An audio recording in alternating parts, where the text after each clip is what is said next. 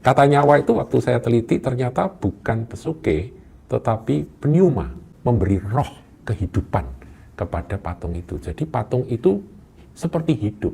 Nah, saudara, kalau saya sebut patung, jangan saudara pikir bahwa patung beneran gitu ya. Bentuk patung, pahatan, atau patung apa, bukan. Bukan juga robot dalam wujudnya, tetapi ada satu sosok, satu semacam pribadi yang hidup. Kalau hidup itu berarti bisa berpikir, bisa berkeinginan, berkehendak, bahkan dia punya emosi. Jadi seperti manusia. Makanya dikatakan untuk memberi nyawa kepada patung binatang itu. Sehingga patung binatang itu berbicara juga. Nah, sekarang ini, saudara, kita bisa chatting dengan dengan AI, saudaraku, Artificial Intelligence. Saya beberapa kali kalau butuh sesuatu, saya tanya, entah itu Gemini, entah itu ChatGPT, dan ternyata pertanyaan apa saja dijawab. Dan tingkat kecerdasannya memang luar biasa.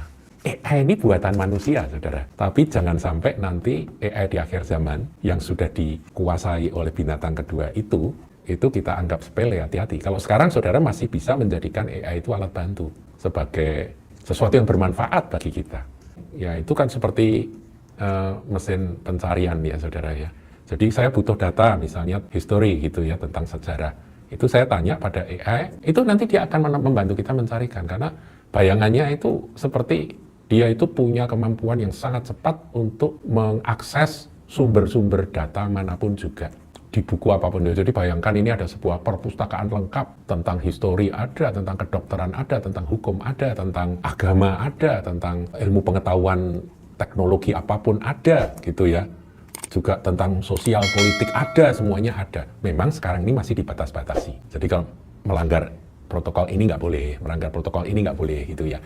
Ada batasannya. Tapi kalau nanti sudah dikuasai oleh binatang kedua itu, dan patung ya, AI itu sudah menguasai seluruh dunia, dan semua harus menyembah dia.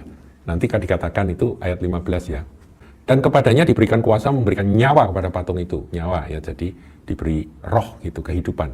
Sehingga patung binatang itu berbicara juga. Sekarang kan udah berbicara, saudara, tadi saya katakan ya. Dan bertindak begitu rupa. Nah, dia bisa bertindak, saudara. Jadi dia punya kemauan, punya kehendak. Sekarang ini memang belum terlalu kelihatan kemauannya dia. Tapi hati-hati dengan berkembangnya zaman, dengan berkembangnya waktu, nanti ketika binatang kedua itu benar-benar sudah menunjukkan dirinya, sudah muncul dari bumi, maka akan terjadi perubahan-perubahan. Ya, dia akan punya kehendak, harus begini, harus begitu. Bahkan kalau tidak dituruti, nanti dikatakan akan ada bahaya bagi orang yang tidak menyembah dia.